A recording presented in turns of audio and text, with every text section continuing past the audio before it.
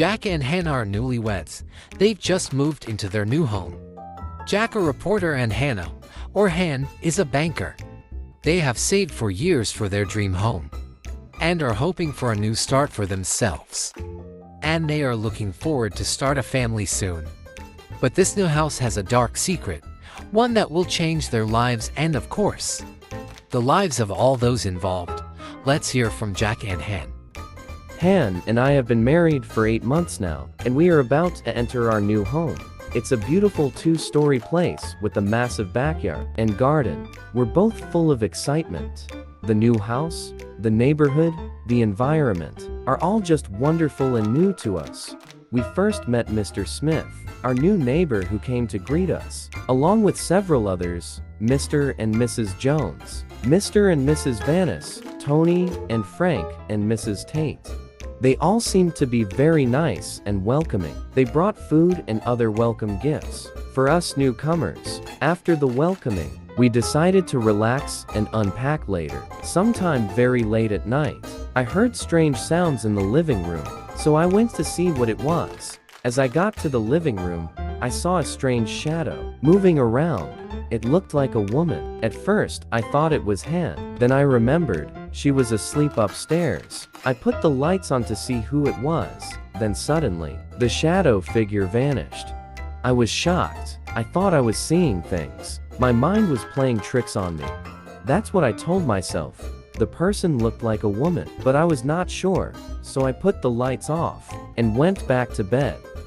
The next day, Han and I continued to unpack and set up the place, make it more decent for us. First we started with the living room, then the dining room and kitchen. Next was our bed and bathroom. We had 2 spare rooms in the house, a room for visiting relatives, and one for when we have kids. After unpacking and arranging what we could, we took a break and decided to continue the next day. I took the stuff we didn't need to the basement. While there, I found an old box in a section of the basement with the letters S.W. written on it. Must be for the previous owners. I thought to myself, best to leave it for now. Honey, where are you? Dinner's ready. Han called. Be there soon, babe. After dinner, we watched some late-night TV before bed. First was Bad Boys, then Deadpool 3, and finally, the new Beetlejuice. Someone left the cake out in the rain. I don't think that I can take it, 'cause it took so long to bake it, and I'll never have that recipe again. Oh no.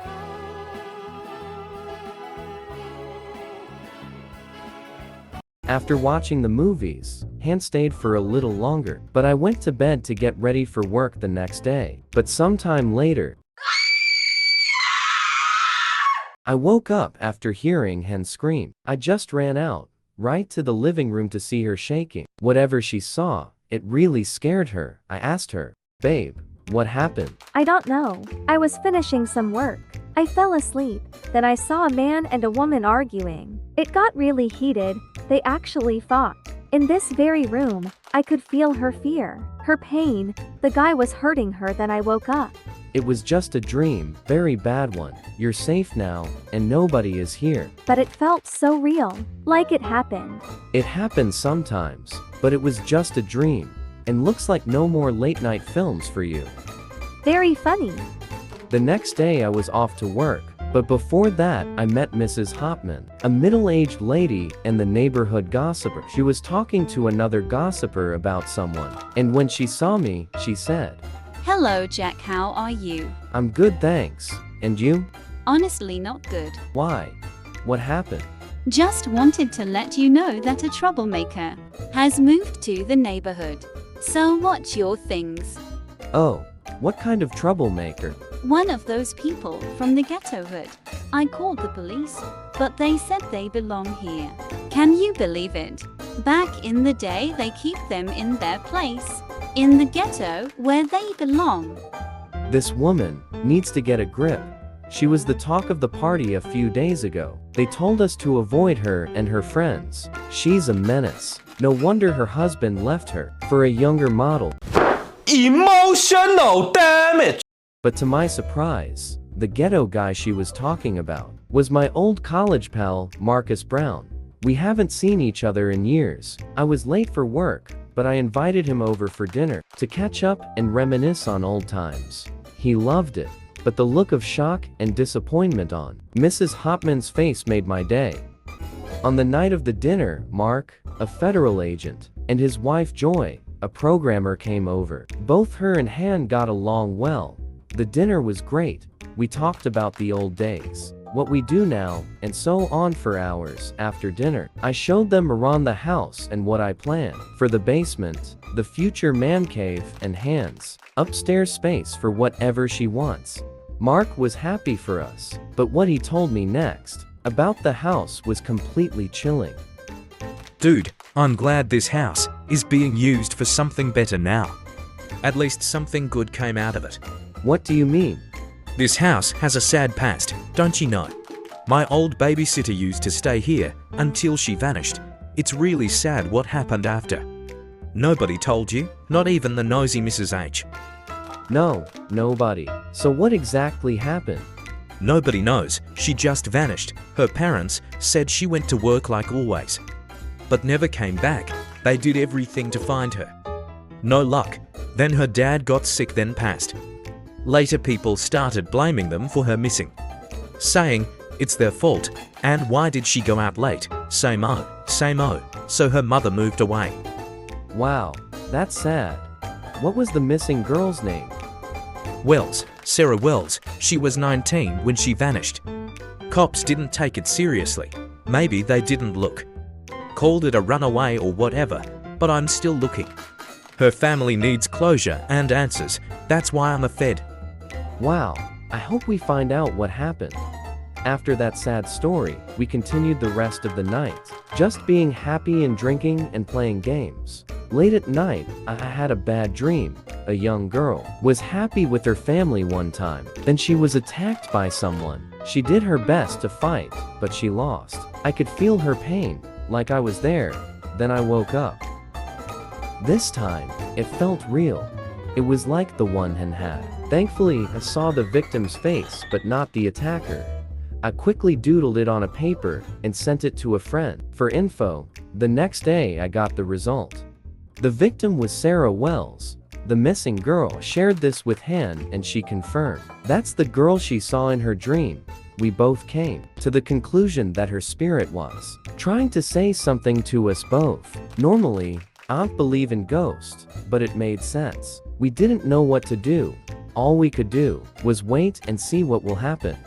That night, we saw something really crazy. While watching a movie on TV, it turned to the day she vanished. We saw what happened to her on the screen. On that day, we saw Sarah arguing with someone. It got heated, then the person attacked her. We also saw what the person did with her body, and also why this person did it to her. We couldn't see her attacker's face, but I had my suspicions on who it was.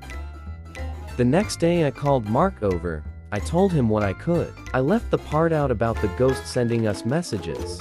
I said I have a crazy hunch about Sarah. Let's check the basement. I noticed some sloppy work on the ground, so let's just see. Mark said, from Sarah's case files, her dad was doing some work there on the ground. Mark used a ground radar, and my hunch paid off. We found her remains. After testing the body, it was confirmed. It was her. They also found DNA in her fingernails, but the attacker was not in the system. But thanks to that info, I know who it was. It was our neighbor, Mr. Jones, all along. He was her dad's friend. He worked construction. He's the other person we saw in the TV. When she fought back, she scratched him on the back of his hand. He still has the scar there. I noticed it on the day of the party.